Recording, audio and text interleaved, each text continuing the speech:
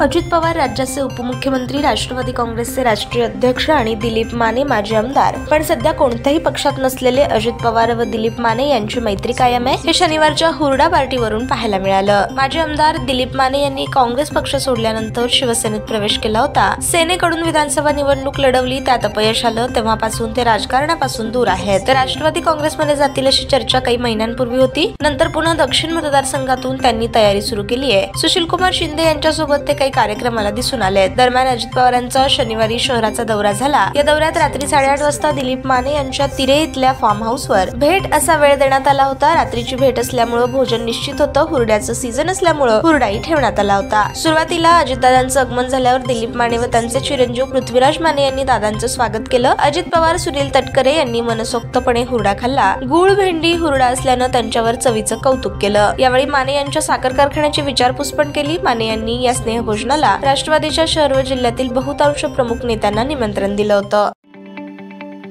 ताज्या बातम्या पाहण्यासाठी प्राईम महाराष्ट्र न्यूज चॅनलला सबस्क्राईब करा.